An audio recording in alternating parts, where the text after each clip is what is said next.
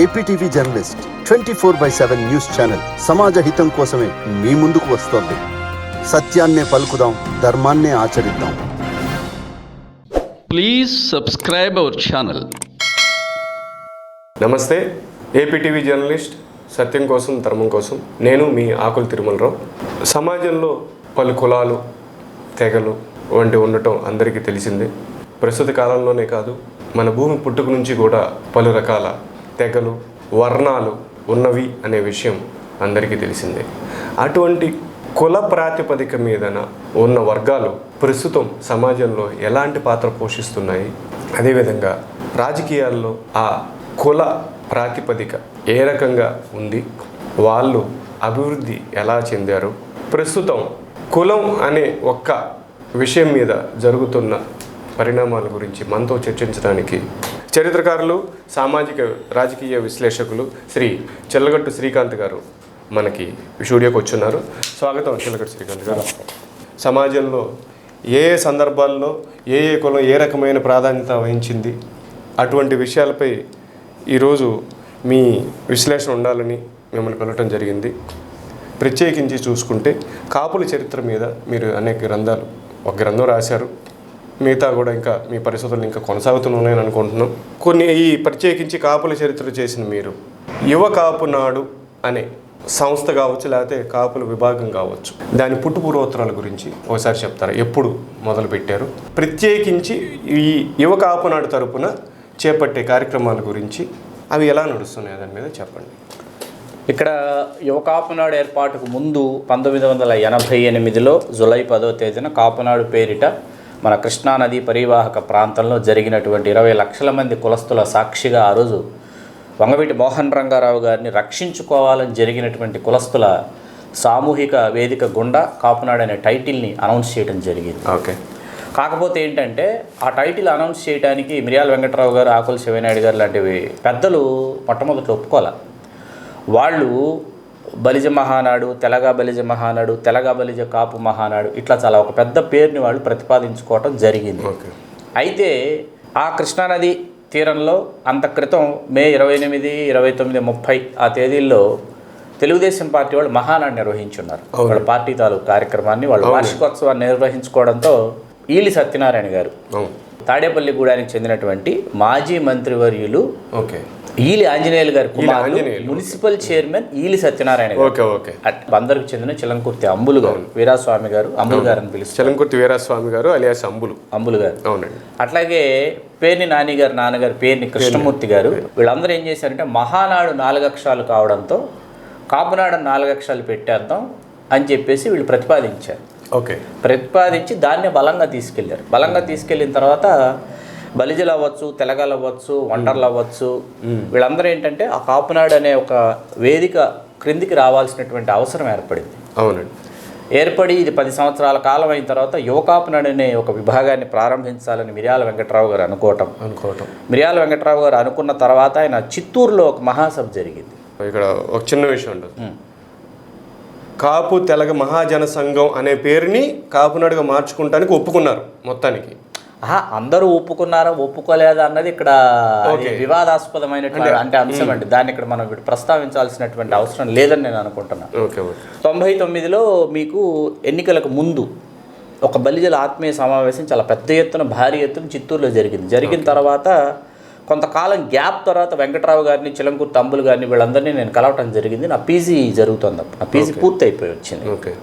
అప్పుడు వెంకట్రావు గారు ఏం చేశారంటే నా ఉపన్యాసం అది విని ఆయన నన్ను బాగా చిన్నతనంలో చూశారు. ఆయనకు చాలా ముచ్చటేసి ఈలి నానిని అనుకుంటున్నాం రాష్ట్ర యువ కాపునాడు అధ్యక్షుడిగా, నిన్ను కూడా నీ పేరు కూడా ప్రతిపాదనలోకి తీసుకుంటాను. ఆయన కొన్ని పేర్లు ప్రతిపాదనలోకి తీసుకున్నారు. తీసుకున్న తర్వాత జూలైలో మీకు ఇక్కడ 4వ తేదీ 1999 వంగవీటి మోహన్ రంగారావు గారి జయంతి సందర్భంగా పుట్టినరోజు నన్ను చిత్తూరు జిల్లా మదనపల్లి నుంచి ప్రత్యేకంగా ఇక్కడికి ఆహ్వానించారు. గాళ్ళ సుబ్రహ్మణ్యం గారు ఆ రోజు నన్ను ఆయన రిసీవ్ చేసుకోవటం, ఐలాపురం హోటల్లో ఆయన నన్ను స్వాగతించటం, అట్లాగే కృష్ణా జిల్లా యువ కాపునాడు అధ్యక్షుడిగా ఆ రోజు మనం ప్రతిపాదించి ఆయన్ని అధ్యక్షుడిగా నియమించిన రంగా గారికి ఎంతో నమ్మినటువంటి ఒక విధేయుడిగా ఉన్నటువంటి వడ్లాని మాధవరావు గారు వీళ్ళందరూ నాకు వెల్కమ్ చెప్పి నన్ను తీసుకెళ్ళి నాకు ఆశ్చర్యంగానే ఆనందంగానే ఉంది. ఎందుకంటే ఈలి నాని గారిని చేద్దాం అనుకుంటున్నారని నేను విన్నాను పేరు. కానీ ఏంటంటే వెంకట్రావు గారు నన్ను ప్రపోజ్ చేసి ఆయన వెంకట్రావు గారు అనౌన్స్ చేస్తున్నారు నాకు తెలిసింది. వెంకట్రావు గారు పక్క గదిలో ఉన్నారు, కేశవరావు గారు కూడా ఉన్నారు, కేశవరావు గారు. ఆ రోజు సభ ఎక్కడ జరిగిందంటే వాళ్ళ హనుమాన్ జంక్షన్లో దుట్టా రామచంద్రరావు గారు రైస్ మిల్లో జరిగింది. చింతా శాసగిరిరావు గారు ఆ రోజు జిల్లా అధ్యక్షులు, దుట్టా రామచంద్రరావు గారు ఉన్నారు, వంగవీటి శోభనా చలపతిరావు గారు ఉన్నారు, తోట త్రిమూర్తులు గారు ఉన్నారు, నిమ్మకాయల వీరరాఘవ నాయుడు గారు ఉన్నారు.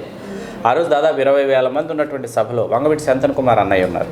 ఉన్నటువంటి సభలో అందరిలో ఉన్నటువంటి ఆలోచన ఏంటంటే ఎన్నికలు సమీపిస్తున్నాయి, ఎన్నికలు ముంచుకొచ్చేసాయి. ముంచుకొచ్చిన నేపథ్యంలో తెలుగుదేశం పార్టీలో అప్పటిదాకా ఉన్నటువంటి ముఖ్యులైనటువంటి నేతలు కాంగ్రెస్ పార్టీలో చేరారు. అంత క్రితం అప్పటికే చేరి ఒక పర్యాయం ఎంపీగా కూడా చేసేసారు. ఎవరు? పర్వతనేని ఉపేంద్ర గారు కాంగ్రెస్ పార్టీ తరఫున గెలిచున్నారు. దేవినేని రాజశేఖర్ గారు తెలుగుదేశం పార్టీల నుంచి కాంగ్రెస్ పార్టీలో చేరారు. ఆయన కంకిపాడు నుంచి పోటీ చేస్తున్నారు. అట్లాగే కావూరు సాంబశివరావు గారు బందర్ నుంచి లోక్సభకు పోటీ చేస్తున్నారు కాంగ్రెస్ అభ్యర్థి.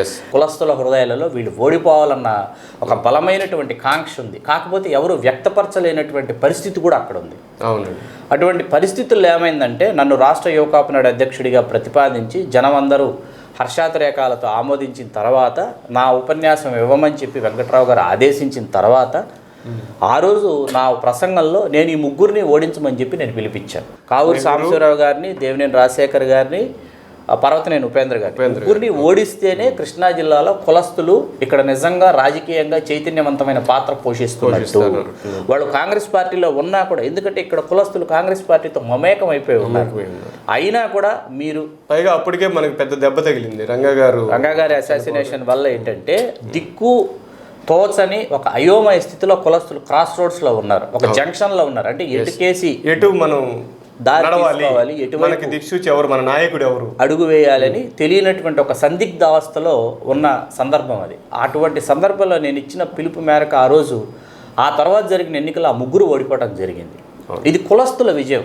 అయితే 99 ఎన్నికల్లో ఏం జరిగిందంటే రాజశేఖర రెడ్డి గారు పిసిసి అధ్యక్షుడిగా ఉండటం, డాక్టర్ దాసరి నారాయణరావు గారు స్టార్ క్యాంపెయినర్గా ఆ ఎలక్షన్స్ని ఆయన పరిగణించడం, వాళ్ళిద్దరూ కలిసి 25 స్థానాలకు పడిపోయినటువంటి 94 ఎన్నికల్లో పడిపోయినటువంటి కాంగ్రెస్ పార్టీని వాళ్ళిద్దరూ తమ భుజస్కంధాల మీద 91 స్థానాలకి కాంగ్రెస్ పార్టీ అభ్యర్థులు గెలవడానికి వాళ్ళు మార్గాన్ని సుగమం చేశారు. అయితే అప్పుడున్నటువంటి మీడియా బలంతో కావచ్చు, మెస్మరైజింగ్ టెక్నిక్స్తో కావచ్చు, తిరిగి చంద్రబాబు నాయుడు గారు అధికారంలోకి రావడం జరిగింది. అయితే చంద్రబాబు నాయుడు గారు చాలా తెలివిగా మన కులస్తుల యొక్క ఓట్ల మీద, మన నాయకుల మీద ఆయన డిపెండ్ అయినటువంటి సందర్భం కూడా అది.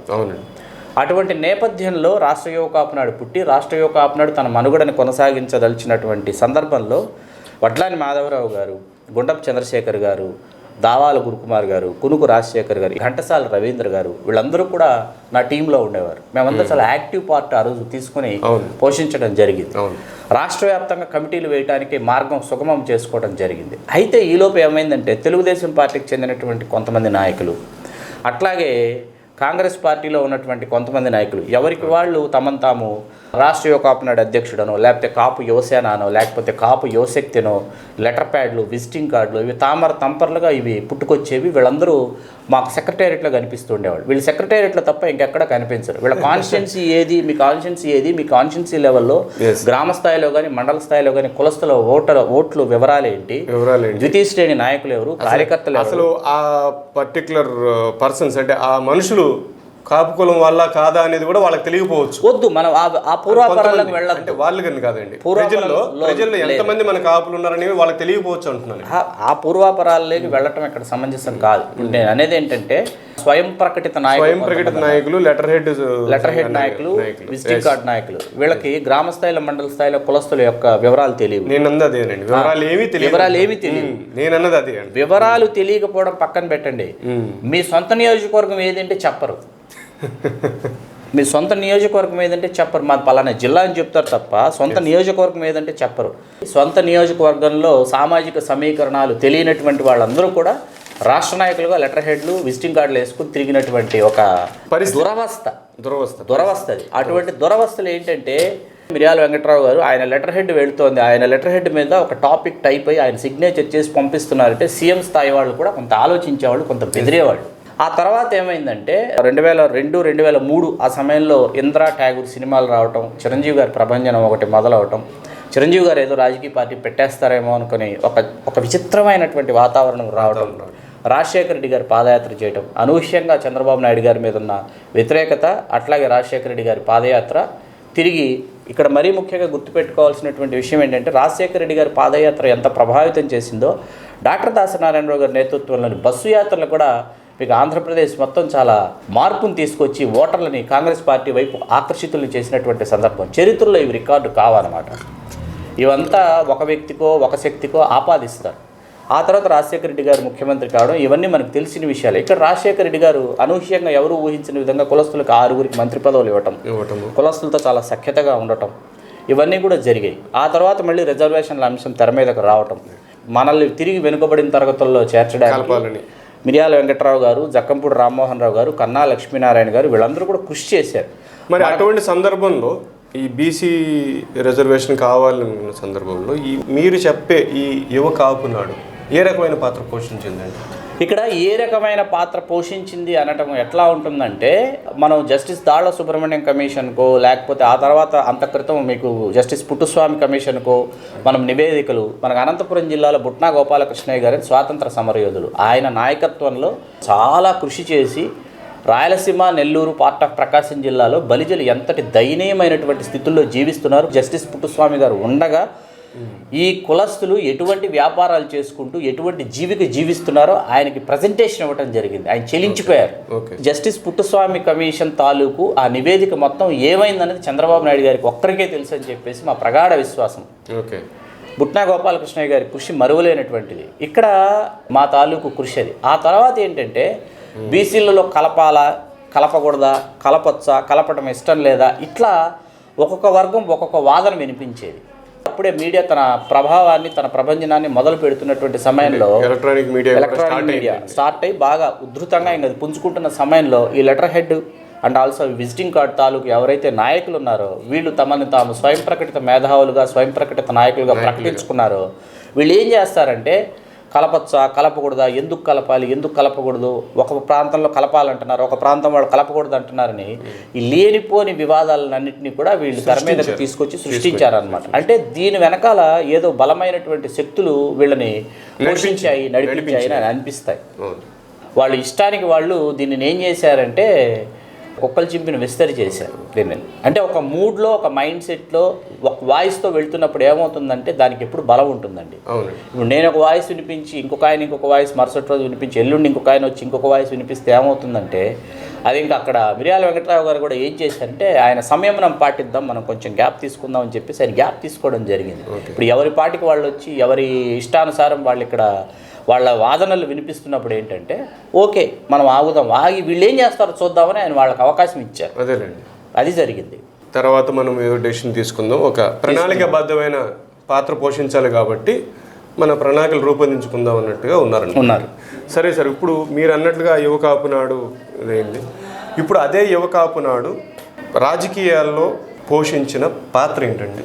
ఏ యువ కాపునాడు? మా కమిటీ నేను అన్నది కరెక్ట్గా మిర్యాల వెంకట్రావు గారి స్థాపిత కాపునాడు తరపున యువ కాపునాడు మేము పోషించిన పాత్ర చాలా ప్రాధాన్యమైనటువంటి పాత్ర. అదేనండి, మీరు ఏ రకంగా ప్రభావితం చూపించగలిగారు రాజకీయాల్లో? 2009 ఎన్నికల్లో చిరంజీవి గారి పార్టీ స్థాపించడం జరిగింది. అవునండి. ఆ సమయంలో చంద్రబాబు నాయుడు గారు కానీ రాజశేఖర రెడ్డి గారు కానీ ఏం చేశారంటే మనకు సంప్రదాయబద్ధంగా ఇచ్చే స్థానాలు కూడా ఇవ్వకుండా చేశారు.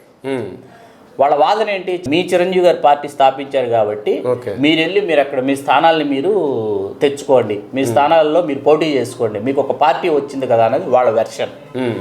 అది ఎంత విచిత్రమైనటువంటి విషయం అంటే ఇక్కడ చిరంజీవి గారి పార్టీలో అయినా స్థానాలు లభిస్తున్నాయంటే లభించినటువంటి పరిస్థితి. ఎందుకంటే చిరంజీవి గారు సామాజిక న్యాయం అనే ఒక మాట వాడేశారు. ఈ సామాజిక న్యాయం అనే మాట వాడిన తర్వాత ఏమైందంటే అప్పటిదాకా జీవితకాలంలో 1952 నుంచి ఎన్నికల్లో పోటీ చేయనటువంటి సామాజిక వర్గాల్లో చాలా కులాలు 2009 ఎన్నికల్లో పోటీ చేసాయి చిరంజీవి గారి ప్రజారాజ్యం పార్టీ వల్ల. 33% సీట్లు టికెట్లు ఇచ్చినట్టున్నారు బీసీలకి. 104 స్థానాల్లో వెనుకబడిన తరగతులు పోటీ చేశారు ఉమ్మడి ఆంధ్రప్రదేశ్లో. సో ఇక్కడ ఏమైందంటే ఒక పక్కనేమో వాళ్ళు ఇవ్వటం తగ్గించారు, కాపు కులస్తులకి టికెట్లు ఇవ్వటం తగ్గించారు, బోత్ కాంగ్రెస్ అండ్ టీడీపీ. ఏ వంక పెట్టారు, మీ పార్టీ వచ్చిందని. ఇక్కడ ఈయన చూస్తేనేమో నాకు అందరూ కావాలన్నారు. ఈ సమయంలో మీ యువ కాపునాడు తరపున మీరేమి డిమాండ్ చేయలేదా? డిమాండ్ చేసే పరిస్థితి కాదు సార్. వాళ్ళు క్యాస్ట్ని ఇగ్నోర్ చేస్తున్నారు. తెలిసి తెలియనట్టు, చూసి చూడనట్టు, తప్పి తగలనట్టు అంటే అది తిరుగుతున్నారు. అంటే ఎంతో అనుభవం ఉన్న వైఎస్ఆర్, సిబిఎన్ లాంటి వాళ్ళు పక్కకు పెట్టిన విషయాన్ని ఇక్కడ ఈ పిఆర్పి పార్టీకి వచ్చేసరికి అది తప్పిదం కింద మారింది. ఎస్, దానికి కారణం ఎవరని మీరు అంటారు? కారణం ఎవరు అంటే మిర్యాల వెంకట్రావు గారితో చిరంజీవి గారు కలిసి కూర్చోకపోవటం. చిరంజీవి గారు పార్టీ ఓడిపోయిన తర్వాత చిరంజీవి గారు ఆ తర్వాత కలవటం జరిగింది. చిరంజీవి ముందు కలవలేదు. ముందు ఆయనకి ఇవ్వాల్సినటువంటి ప్రాధాన్యత కానీ, ఆయన చర్చించాల్సినటువంటి చర్చలు కానీ జరగల. వెంకట్రావు గారు అయితే చిరంజీవి పార్టీ సపోర్ట్ గానే నడిచిన వెంకట్రావు గారు నా కులస్తుడు ముఖ్యమంత్రి పీఠం మీద కూర్చుంటే చూసి నేను చచ్చిపోవాలనుకుంటున్నానని చెప్పి చాలా బలమైనటువంటి స్టేట్మెంట్ ఇవ్వడం జరిగింది. అప్పుడు నేను ఆయన టూర్ ప్రోగ్రామ్ కవర్ చేయడం జరిగింది. మెయిన్స్ లో ఆయన అయితే పాపం చాలా సిన్సియర్ గానే ఉన్నారు. 2014 ఎన్నికలకు వచ్చేట చిరంజీవి గారు మాత్రం ఆయన్ని ఎక్కడ కూడా ఆయనకి గుర్తింపు ఇవ్వలేదు. చిరంజీవి గారు కాదండి, చిరంజీవి గారు చుట్టూ ఉన్నటువంటి కొంతమంది కోటరీ ఆ కోటరీ దాటి రానివ్వలేదు. అక్కడ చారిత్రక తప్పిదం జరిగిపోయింది. ఎందుకంటే వెంకట్రావు గారి సూచనల మేరకు అంత క్రితం కాంగ్రెస్ పార్టీలో ఉన్నటువంటి ముఖ్యమంత్రులు డాక్టర్ మర్రి చెన్నారెడ్డి గారు అయితేనేమి, నేదురుమల్లి జనార్దన్ రెడ్డి గారు అయితేనే, కోట్ల విజయభాస్కర్ రెడ్డి గారు అయితే వీళ్ళు వెంకట్రావు గారిని కాదని వాళ్ళు ఏ పని చేసేటటువంటి వాళ్ళు కాదు. 1989 చాలా నియోజకవర్గాలు కాదు, చాలా నియోజకవర్గాల్లో మీకు రంగా గారి అసాసినేషన్ తర్వాత కాంగ్రెస్ పార్టీలో ఎంతోమంది కులస్తులకి, మన సొంత సామాజిక వర్గానికి సీట్లు కేటాయించినటువంటి విషయంలో మిర్యాల వెంకట్రావు గారి పాత్ర చాలా ప్రాధాన్యాన్ని సంతరించుకున్నది. ఆయన యొక్క పాత్ర ప్రాధాన్యత వల్లే చాలామంది ఆ తర్వాత వాళ్ళు ఎమ్మెల్యేలు అయ్యారు, రాష్ట్ర మంత్రులు అయ్యారు, ఒక వెలిగారు. అందులో సందేహం లేదు. ఇప్పుడు ఆ సందర్భంగా పిఆర్పి టైంలో కూడా యువ కాపునాడు 100% సపోర్ట్ చేసింది పిఆర్పి. ఆ టైంలో యువ కాపునాడుకి ప్రాధాన్యత ఏ రకంగా దొరికిందంటారు? పార్టీలో దొరికింది అనేది ఎట్లా ఉంటుందంటే, కులం గురించి మాట్లాడకూడదు అన్నది ఒక బలంగా ఉండేది. ఎందుకంటే చిరంజీవి గారికి మనం కులముద్ర వేసేస్తున్నామా అన్నది, ఎందుకంటే ఆల్రెడీ మీడియా పని చేసింది. మీడియా కులాలకు కూడా అదే ముద్ర ఉంది కదండి. మీడియా పని చేసింది. కాంగ్రెస్ ఇక్కడ మీకు విషయం చెప్తాను. మీకు 2009 పరిస్థితి ఎటువంటిదంటే అండి, మానసికంగా, సామాజికంగా, రాజకీయంగా ఈ కులం రాజ్యాధికారాన్ని అందిపుచ్చుకోవడానికి సంసిద్ధంగా లేని సమయం అది.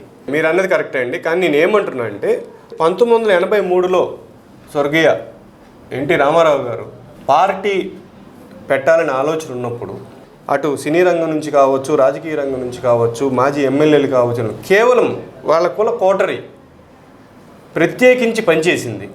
అటువంటి పనిచేసి విజయం సాధించింది. వాళ్ళు అప్పటికి 30 సంవత్సరాలు కంటే 1952లో కమ్మ మహాసభ జరిగిన తర్వాత వాళ్ళు ముఖ్యమంత్రి కావడానికి ప్రతి ఎన్నికల్లోనూ వాళ్ళు పోటీ పడుతూనే వచ్చారు. కాంగ్రెస్ పార్టీలో ఉన్నా, పార్టీలో ఉన్నా, ఏ పార్టీలో ఉన్నా కూడా ఏంటంటే వాళ్ళ ఐడెంటిటీ వాళ్ళు నిలబెట్టుకున్నారు. వాళ్ళు నేను అడిగే ప్రశ్న అదేనండి. అటువంటప్పుడు పిఆర్పి చిరంజీవి గారు అధినేతగా ఉన్నారు. కాపు కులానికి ప్రాధాన్యత ఇస్తూ మిగిలిన కులాలు కూడా కావాలని ఉండవలసింది కదా. ఆయన తన సొంత కులం గురించి అధినేత బాహాటంగా ఎప్పుడు చర్చించకూడదు, ప్రకటించకూడదు. కుల ప్రాతినిధ్యం వహించినప్పుడు పిఆర్పి మాత్రం ఎందుకు డేర్ చేయలేకపోయింది? ఇందాక అదే చెప్తున్నాను సార్. ఇప్పుడు 1952 నుంచి కూడా కమ్మ సామాజిక వర్గం అధికారాన్ని పూర్తి స్థాయిలో హస్తగతం చేసుకోవడానికి వాళ్ళు ప్రయత్నిస్తే 82లో వాళ్ళకి ఎన్టీ రామారావు గారి రూపంలో వాళ్ళకు ఒక పూర్తిస్థాయి నాయకుడు, పూర్తిస్థాయి పార్టీ వాళ్ళకు లభించిన తర్వాత అప్పటిదాకా వాళ్ళు మేము కమ్యూనిస్టులు, కాంగ్రెస్ వాదులు అనుకున్నటువంటి నాయకత్వపు తాలూకు ఉన్నాయో వాటన్నిటినీ కూడా ఆ వలువల్ని వాళ్ళు వదిలిపెట్టేసి వాళ్ళు పూర్తిగా వాళ్ళు తెలుగుదేశం పార్టీ వాళ్ళు బయటపడ్డారు. బయటపడిన తర్వాత మీకు ఏమైందంటే, అంటే వాళ్ళకి పూర్తి స్థాయిలో ఒక గ్లామర్ ఉన్నటువంటి ఒక పర్సనాలిటీ, ఒక చెరిష్మాటిక్ పర్సనాలిటీ. ఇక్కడ మీకు difference between NTR and megastar అని తీసుకుంటే ఏమవుతుందంటే, రామారావు గారు 35 సంవత్సరాలు ఆయన తెలుగు చలనచిత్ర ప్రస్థానంలో ఆయన 300 సినిమాలు ఆయన నటించేసి ఉన్నారు. ఇక్కడ మరీ ముఖ్యంగా చెప్పుకోదగినటువంటి note this point, this is very valuable thing. ఆయన సమాజంలో ఉన్నటువంటి అన్ని సామాజిక వర్గాలకి ప్రాతినిధ్యం వహించేటటువంటి పాత్రలు కూడా ఆయన పోషించాడు. మీకు అర్థమవుతుంది. అది 100% కరెక్ట్. బోయవాడికి సంబంధించిన వాల్మీకి అనే సినిమా, కంసాలికి సంబంధించి పోతులూరు వీరబ్రహ్మేంద్ర స్వామి సినిమా, ఇట్లా ఆయా క్యాస్ట్లకు సంబంధించినటువంటి క్యారెక్టరైజేషన్స్ ఆయన పోషించడం జరిగింది. అట్లాగే ఆయన ప్రొడ్యూసర్, డైరెక్టర్, రైటర్, స్టూడియో అధినేత ఇట్లాంటివన్నీ ఉన్నాయి. ఈ నేపథ్యంలో ఏమైందంటే చిరంజీవి గారు అప్పటికి 145-147 సినిమాల్లో నటించారు. సాంఘిక చిత్రాల తాలూకు ప్రభావమే ఎక్కువ చిరంజీవి గారి మీద. చిరంజీవి గారి బలం ఏంటంటే అధిక సంఖ్యాకులైనటువంటి తన సొంత సామాజిక వర్గం యొక్క బలం ఇవాల్టికి కూడా. అయితే ఆ సొంత సామాజిక వర్గం ఏదైతే ఉందో అది 2009 నాటికి ఆర్థికంగా, సామాజికంగా, రాజకీయంగా, మానసికంగా అధికారాన్ని పూర్తి స్థాయిలో అందిపుచ్చుకోవడానికి సిద్ధంగా లేదు.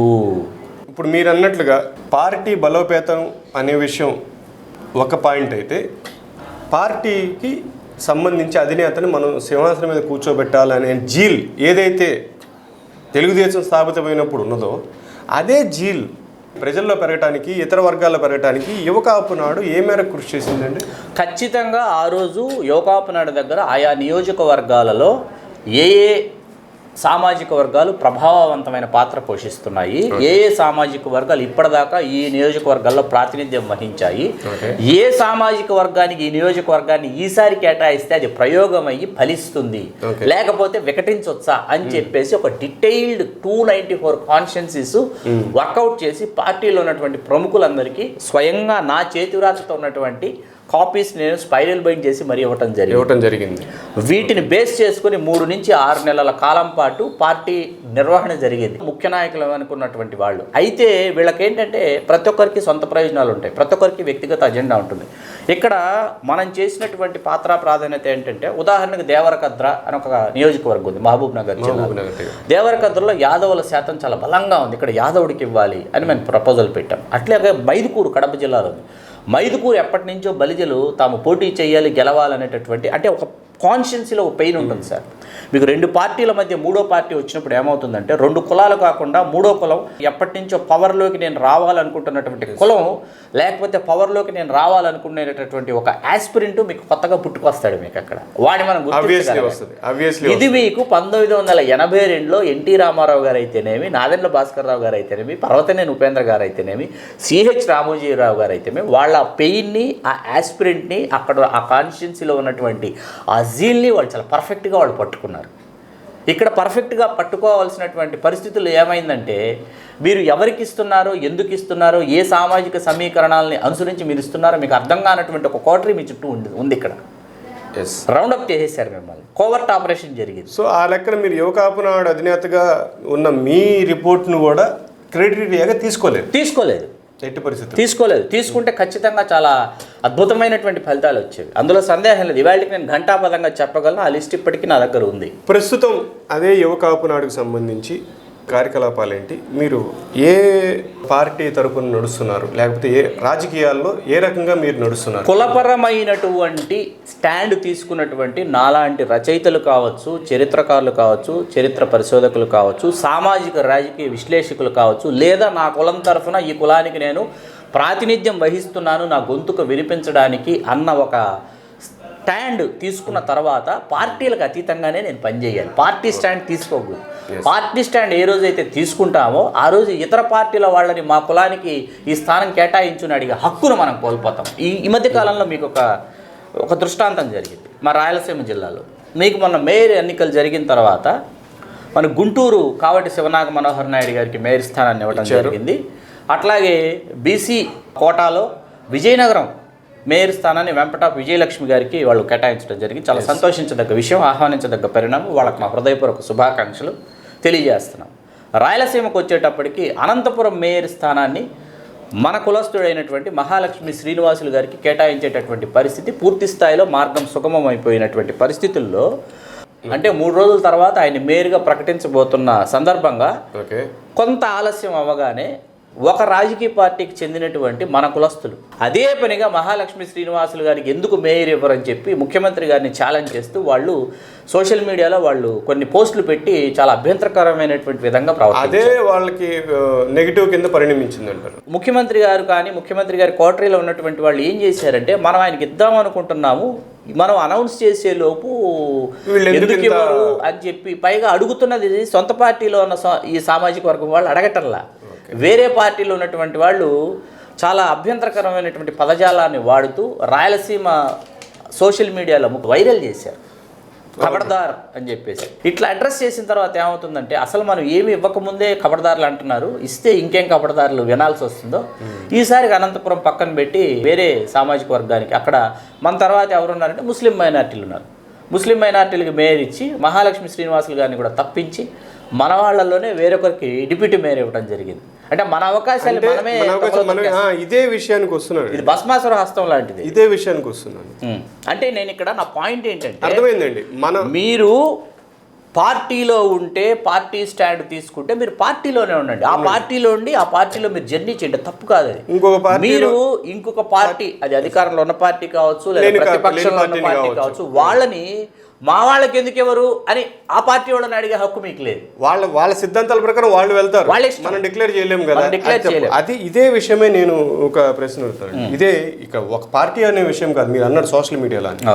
ప్రస్తుతం చాలా సందర్భాల్లో నేను గమనిస్తున్నాను, వీళ్ళకి కాపునాడు ఆర్గనైజేషన్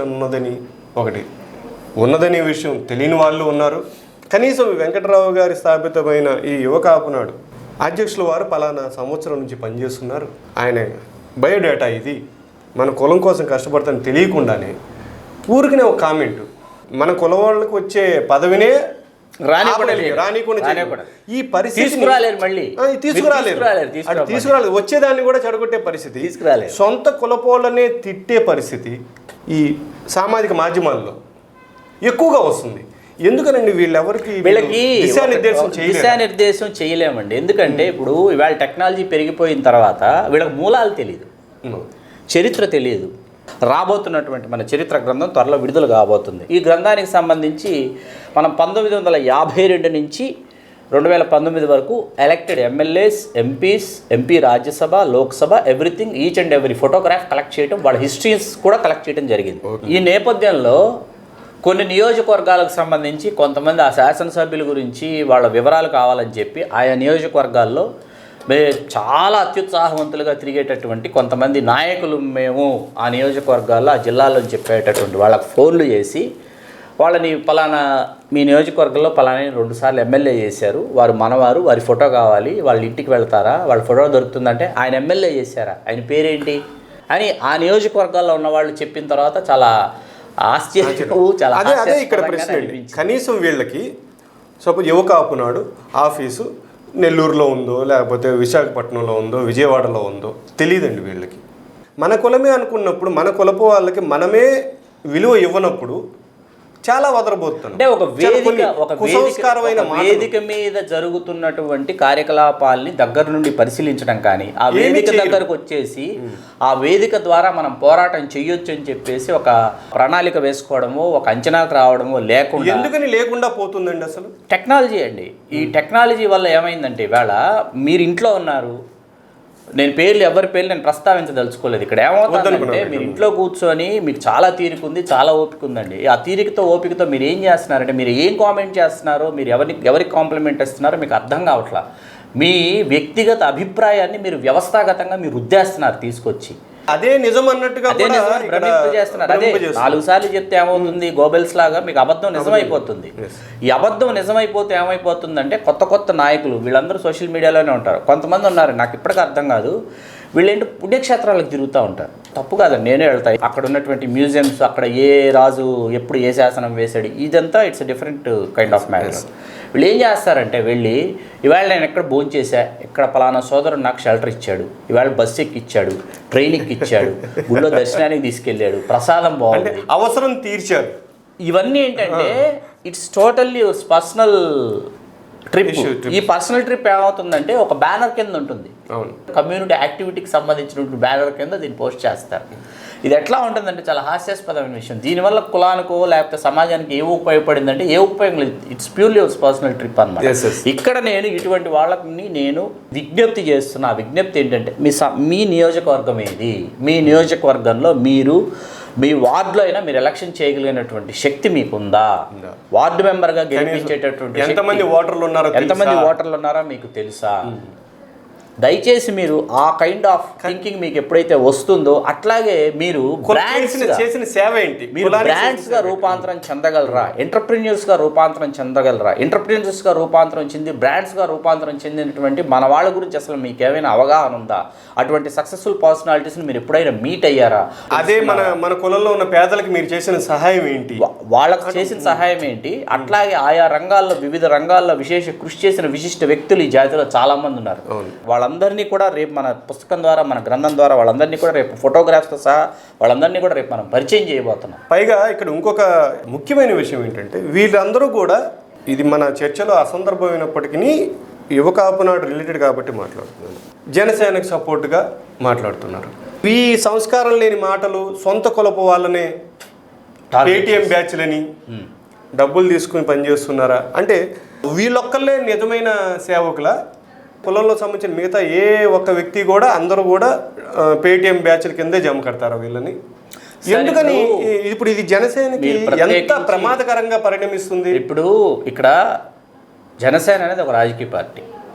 రాజకీయ పార్టీగా వాళ్ళు నమోదు కాబడి వాళ్ళు మన 2019 ఎన్నికల్లో 140 నియోజకవర్గాల్లో, అంటే 35 నియోజకవర్గాలు వాళ్ళు సిపిఐ, సిపిఎం, బీఎస్పీలో కేటాయించగా 140 నియోజకవర్గాల్లో పోటీ చేశారు. ఈ 140 నియోజకవర్గాలు మరియు మిగతా 35 కలిపితే 175 నియోజకవర్గాల్లో గ్రామ స్థాయిలో, మండల స్థాయిలో ఆ పార్టీ నిర్మాణం ఏ స్థాయిలో ఉందో వాళ్ళని పునఃసమీక్షించుకోవాలి. అవును.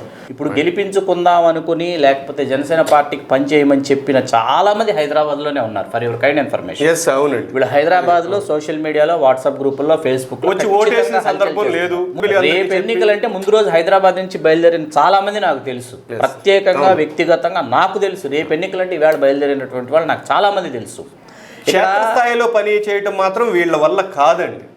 కాదు అనంటే ఏమవుతుందంటే, మన కొన్ని చోట్ల మీకు సర్పంచులు గెలిచారు, కొన్ని చోట్ల వార్డు మెంబర్లు గెలిచారు. అక్కడ చూస్తే ఏంటంటే పూర్తి స్థాయిలో ఒక కుటుంబం యొక్క, లేకపోతే కుటుంబం తాలూకు బంధుమిత్రులు, వాళ్ళ యొక్క బలాలు, బలగాలు, వాళ్ళ యొక్క ఓటర్లు గంపగుత్తగా ఉన్న చోట జనసేన వార్డు మెంబర్లు గెలవటం జరిగింది. అదే గ్రామ స్థాయిలో, మండల స్థాయిలో మీరు పార్టీని పునర్నిర్మాణం చేయడం అంటే, నగర స్థాయిలో కానీ అక్కడ దాకా నియోజకవర్గ స్థాయిలో కానీ ఎందుకు జరగలేదు? ఇప్పుడు మేనిఫెస్టో లేదు. మేనిఫెస్టో ఏ పార్టీకైనా లేకపోతే వచ్చేటటువంటి దుష్పరిణామాలు ఇవన్నీ. మేనిఫెస్టో లేకుండా ఏ అంశాన్ని తీసుకుని మీరు ప్రజల్లోకి వెళతారు? నాయకుడు వచ్చినప్పుడు జనం కేరింతలు కొట్టడమో, జనం మోగటమో, అత్యుత్సాహంగా నాయకుడిని చూడటానికో, నాయకుడు ప్రసంగం వినటానికో రావడం అనేది ఎక్కడైనా జరిగేటటువంటి ఏ నాయకుడికైనా జరుగుతుంది. దానికి సంబంధించినటువంటి క్రౌడ్ పుల్లింగ్ మేనేజ్మెంట్ జరుగుతుంది. దాని గురించి ఎవరు ఇక్కడ ఏమీ కాదనటం లేదు. అయితే ఈ క్రౌడ్ ఓటర్లుగా ఏ స్థాయిలో అదే అడగబోతున్నారు. వీరందరూ కూడా ఓట్లేస్తే ఈ రోజు ఎన్నో విమర్శలకి మన సమాధానం చెప్పిన పరిస్థితి. 175 నియోజకవర్గాల్లో నా దగ్గర ఉన్నటువంటి రికార్డెడ్ ఎవిడెన్సెస్ ప్రకారం 20 నియోజకవర్గాల్లో చాలా ప్రాధాన్యం ఉన్నటువంటి పాత్ర జనసేన పార్టీ 2019 ఎన్నికల్లో పోషించింది. అందులో ఎక్కడా సందేహం లేదు. 20 నుంచి 30,000, 40,000 పైచిలకు ఓట్లు 20 నియోజకవర్గాల్లో ఖచ్చితంగా జనసేన చూపించడం వల్ల ఏమైందంటే తెలుగుదేశం పార్టీ పూర్తిగా తుడిచిపెట్టుకుపోయింది. రేపు తెలుగుదేశం పార్టీ పూర్తిగా రాష్ట్రంలో సింగిల్ డిజిట్కి పడిపోయినా మీరేం ఆశ్చర్యపోకండి. కరెక్ట్ అండి. ఇక్కడే ఇంకొక విషయం కూడా వస్తుందండి. ఇప్పుడు మిగిలిన పార్టీలే ఉన్నాయి, కాంగ్రెస్, టీడీపీ, వైఎస్ఆర్సీపీ. ఈ పార్టీలకి ఒక ఆలోచన పెట్టుకున్నారు, కాపునాడు ఏమున్నది, ఏ కాపునాడు మన దగ్గర తీసుకోవాలి అనేది అంటూ వాళ్ళకి కావాల్సిన వాళ్ళని, ఆ సంఘాలని దగ్గర తీసుకోవటం, వాళ్ళలో సేమ్ మళ్ళీ యువ కాపునాడు, ఆ కాపునాడు, ఈ కాపునాడుని పెట్టుకోవడం జరిగింది, నడిచిపోతుంది. ఈ ఆలోచన జనసేన పార్టీ వారికి ఎందుకు రాలేదు? ఇంతమంది కుల సపోర్టు ఓటు బ్యాంక్ ఉన్న పరిస్థితిలో యువ కాపునాడు కావచ్చు, లేదా కాపు సంఘం కావచ్చు, ఎటువంటి వీళ్ళ మద్దతు ఎందుకు తీసుకోవట్లేదండి? అది మీరు వాళ్ళని అడగాల్సిన ప్రశ్న. ఇప్పుడు మేము సూచిస్తాం, ఓకే మీరు అన్నారు. ఇప్పుడు మేము మీకు ఒక ఆలోచన ఉండి ఉంటుంది ఖచ్చితంగా. సామాజిక రాజకీయ విశ్లేషకుడిగా నేను, నాలాంటి వారు, ఇంకొంతమంది మా తలలో ఉన్నటువంటి ఆలోచనలను, లేకపోతే మాకున్నటువంటి మేధస్సును మేము కలబోసి మేము ఇప్పుడు ఈ నియోజకవర్గాల్లో మీరు మన 2019 ఎన్నికల్లో మీరు ఈ విధంగా ఈ స్థానాల్ని సామాజిక వర్గాలకి కేటాయించవచ్చు, లేకపోతే మొన్న మీరు ఇలా కేటాయించారు, ఈసారి ఇలా కేటాయిస్తే బాగుంటుందని చెప్పి సూచించి, ఎవరికి సూచించాలి, ఎవరు సూచిస్తారు, ఎవరిని వెళ్ళి కలుసుకుంటారు, ఏ విధంగా కమ్యూనికేట్ చేస్తారు, ఎవరితో కమ్యూనికేట్ చేస్తారు, $1 మిలియన్ క్వశ్చన్ ఇది. మాకు తెలుసు అంటున్నారు అక్కడ ఉన్నటువంటి చాలా మంది, చుట్టూ ఉన్నటువంటి తెలిసే పరిస్థితి ఉండదు కదండి. తెలిస్తే మరి వాళ్ళ అద్భుతాలు సృష్టిస్తే చూడటానికి మేము చాలా సిద్ధంగా, స్వాగతించడానికి, దాన్ని చూసి ఆనందించడానికి చాలా సిద్ధంగా ఉన్నాం. ఇక్కడ చిత్తూరు అసెంబ్లీ నియోజకవర్గాన్ని, రాజంపేట అసెంబ్లీ నియోజకవర్గాన్ని, మదనపల్లి అసెంబ్లీ నియోజకవర్గాన్ని మీరు ఒక వేరే సామాజిక వర్గానికి మీరు కేటాయించడం జరిగింది. ఇక్కడ చిత్తూరు, రాజంపేటలో బలిజలు ఇవి మా నియోజకవర్గాలని చెప్పేసి వాళ్ళు ఎన్నోసార్లు వాళ్ళు ప్రూవ్ చేసుకున్నటువంటి నేపథ్యంలో జనసేన పార్టీ నుంచి పోటీ చేయడానికి బలిజ కులం నుంచి వాళ్ళు చాలా అత్యుత్సాహంగా అభ్యర్థులు ముందుకు వచ్చినటువంటి, ఆశావాహులు ముందుకు వచ్చినటువంటి నేపథ్యంలో మీరు వేరే సామాజిక వర్గానికి కేటాయించారు. టోటల్ మిస్గైడెన్స్ ఇక్కడ. ఇప్పుడు ఇక్కడ ఏమవుతుందంటే మీకు తప్పుడు సంకేతాలు వెళ్ళిపోతాయి సామాజిక. సేమ్ సిచ్యువేషన్, తప్పుడు సంకేతాలు వెళ్తాయి. తప్పుడు సంకేతాలు వెళ్ళటం కాదు. ఇప్పుడు మనం ఈ పంచాయతీ ఎలక్షన్లు తీసుకుందాము. చంద్రబాబు గారు ఒక ఓపెన్ స్టేట్మెంట్ ఇస్తాడు, మేము పోటీ చేయట్లేదని చెప్పేసి వేగ్గా వాళ్ళ పార్టీలోనే లుకలుకలు ఉన్నాయి దాని మీద. అదే పరిస్థితి బిగినింగ్ నుంచి జనసేనలో కనబడుతుంది. ఇంత బలంగా ఉన్న యువ కాపు నాడు రేపు వాళ్ళు గుర్తింపుకు నోచుకోవటం లేదు. వాళ్ళు సంక్షేమ సేన అని, ఆత్మీయ సదస్సు అని చెప్పేసి వాళ్ళు పవన్ కళ్యాణ్ గారి ఫోటోగ్రాఫ్తో, జోగయ్య గారి ఫోటోగ్రాఫ్తో చాలా పెద్ద గెట్ టుగెదర్ అని చెప్పేసి వాళ్ళు తిరుపతిలో వాళ్ళు కాల్ఫార్ చేయడం జరిగింది. దానికి బీజేపీ నేత సునీల్ గారు, యువ కాపు నాడు అంటే యువ కాపు నాడులో జోగయ్య గారు వస్తారండి? లేదు, రారు. ఏ రకంగా యువ కాపు నాడు కింద నాకు అర్థం కాని విషయం ఏంటంటే, వారు జోగయ్య గారు వారు ఆంధ్రప్రదేశ్ రాష్ట్ర హోంశాఖ మంత్రులుగా చేశారు. ఆయన్ని తప్పుపట్టడం కాదు ఇక్కడ, ఆయన తప్పుపట్టడం కాదు. వారు పలు పర్యాయాలు పాలకొల్లు, నరసాపురం నుంచి శాసనసభకు ప్రాతినిధ్యం వహించడం జరిగింది. ఆ తర్వాత ఏంటంటే ఇప్పుడు ఒక్కసారిగా జోగయ్య గారు ఏంటంటే నేను దిశానిర్దేశం చేస్తాను అన్నారు. జనసేన పార్టీలో చేయడానికి నేను సమీకరణాలు వేద్దాం అనుకుంటున్నాను అని అన్నారు. జోగయ్య గారికి నేను ఒక ప్రశ్న వేస్తున్నాను. ఆ ప్రశ్న ఏంటంటే 2009 ఎన్నికల్లో చేగొండి వెంకట హరరామ జోగయ్య గారు భీమవరం నియోజకవర్గాన్ని క్షత్రియుడికి, ఉండి నియోజకవర్గాన్ని మన సొంత సామాజిక వర్గానికి ఆయన ప్రజారాజ్యం పార్టీ అభ్యర్థులుగా కేటాయిస్తే మాలాంటి వాళ్ళని చెప్పాం, భీమవరం యాజ్ ఇట్ ఈస్గా మన వాళ్ళకి ఇస్తే చాలా బాగుండేదండి, గెలుపుకు అవకాశం ఉండేది. ఉండే యాజ్ ఇట్ ఈస్గా క్షత్రియులకి ఇస్తే చాలా బాగుండేది.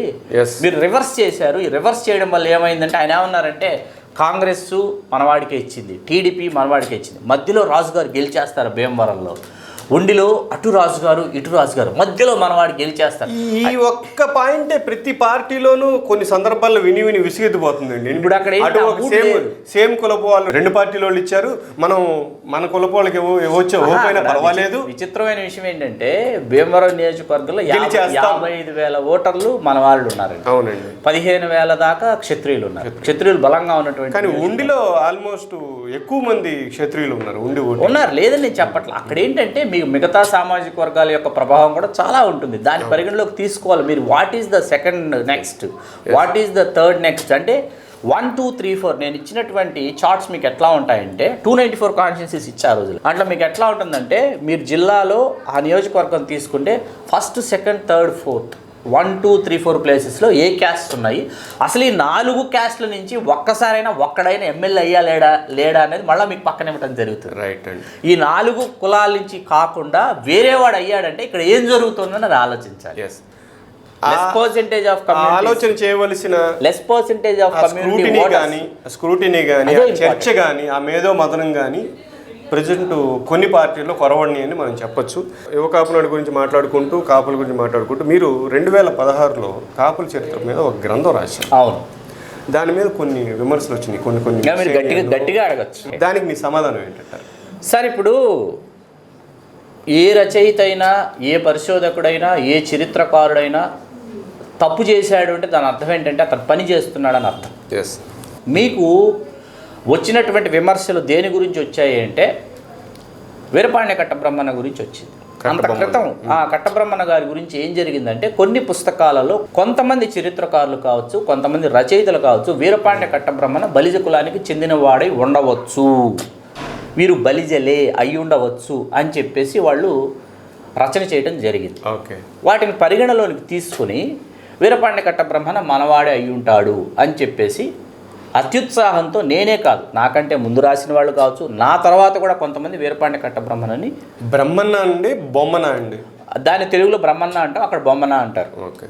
గట్టి బొమ్మన్ యాక్చువల్గా గట్టి బొమ్మన్ తీసుకున్న తర్వాత ఏమైందంటే కొంతమంది హెచ్చరించారు, వారు పాలయేకరిని ఒక కులానికి చెందినటువంటి వాళ్ళు కూడా నాయక పదవి చేశారు. నాయక శబ్దం అనేది ఏంటంటే చరిత్రలో 5 కులాలు నాయక శబ్దాన్ని స్వీకరించాయి, నాయకత్వాన్ని వహించాయి. వాళ్ళలో బలిజ నాయకులు ఉన్నారు, వెలమ నాయకులు ఉన్నారు, కమ్మ నాయకులు ఉన్నారు, బోయ నాయకులు ఉన్నారు, ఈ పాలయేకర్లు ఉన్నారు. ఓకే. తొట్టియన్ కొంబళ్ళ ఒల్ల కులస్తులు అనే పదం కూడా వాడతారు. ఎవరిని? వీరపాండ్య కట్టబొమ్మన్న కులాన్ని. ఇక్కడ ఏమైందంటే ఆ తర్వాత అరే మనం పొరపాటు చేశాము, పొరపాటు జరిగింది, ఆ పొరపాటు సరిదిద్దుకుందాము. అట్లా జరిగినటువంటి పొరపాట్లను, అక్షర దోషాలను సరిదిద్దుకునే క్రమంలో 4 సంవత్సరాల కాలం పట్టింది మనకి. రాబోతున్నటువంటి గ్రంథంలో ఇటువంటి పొరపాట్లు జరగకుండా, ఇటువంటి తప్పిదాలు దొరలకుండా చాలా సరిదిద్దుకొని మనల్ని మనం ఒకసారి మళ్ళీ పరిశోధన చేసుకున్నారు మీరు. మళ్ళీ నేను ఒకటే పరిశోధన చేయలేదండి. నేను పరిశోధించి, నేను కరెక్షన్ చేసి, ఈ కరెక్షన్ మళ్ళీ నేను కొంతమంది హిస్టారియన్స్కి, కొంతమంది యూనివర్సిటీ ప్రొఫెసర్స్కి నేను వీటికి సంబంధించినటువంటి ఫైల్స్ని నేను పంపించి వాళ్ళను కరెక్షన్ చేయమని చెప్పి, వాళ్ళు ఈ పారాగ్రాఫ్ ఉంచొచ్చు, అసలు ఈ పారాగ్రాఫ్ తీసేయండి, పలానా పారాగ్రాఫ్లో అసలు పలానా లైనే ఉండకూడదంటే కూడా ఎందుకు అని వాళ్ళతో చర్చించి నిర్దాక్షిణ్యంగా తొలగించి, ఈ క్రమంలో ఏంటంటే అసలైనటువంటి నిజమైనటువంటి చరిత్రతో పాటు ప్రపంచం ఇప్పటిదాకా కంటితో చూడనటువంటి ఎంతోమంది ఫోటోగ్రాఫ్స్ నాకు దొరికాయి. రైట్. ఇంకొంచెం ఎక్స్ట్రా ఇన్ఫర్మేషన్ కలెక్ట్ చేయడానికి ఉపయోగపడింది. ఇప్పుడు తప్పులు జరగటం సహజమండి. నేను కాదు, నాకంటే ముందు తరం వాళ్ళు కాదు, నాతో పాటు నడుస్తున్నటువంటి వాళ్ళు కావచ్చు, వీళ్ళు ఎవరైనా సరే తప్పులు చేశారంటే ఖచ్చితంగా పని చేస్తున్నాను అర్థం. కాకపోతే ఏంటంటే ఇక్కడ మీరు తప్పు చేస్తున్నారండి, తప్పు చేసిన దాన్ని సరిదిద్దుకోండి అంటే సరిదిద్దుకోవడానికి సిద్ధంగా ఉండాలి. ఆ విమర్శను స్వీకరించడానికి మీకు చాలా ధైర్యం కావాలి. రాజకీయాల్లో మీ యువకాపు నాడు ప్రాధాన్యత పదవుల కోసమా, కులం అభివృద్ధి కోసమా, లేదా కులానికి సంబంధించి సహాయ కార్యక్రమాలు? సార్, యువకాపు నాడు పదవుల కోసం కాదు. యువకాపు నాడు కులం యొక్క అభివృద్ధి గురించి, కులం యొక్క సహాయ సహకారాల గురించి ఖచ్చితంగా ఆలోచిస్తుంది.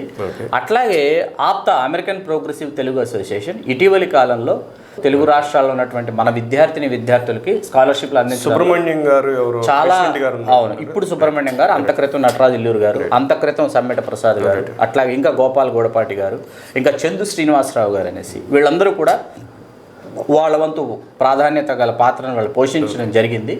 వాళ్ళు ఇప్పుడు చాలా ముఖ్య భూమికి పోషిస్తున్నారు. వాళ్ళు తెలుగు రాష్ట్రాల్లో ఉన్న చాలామంది విద్యార్థులకు స్కాలర్షిప్స్ అందిస్తున్నారు.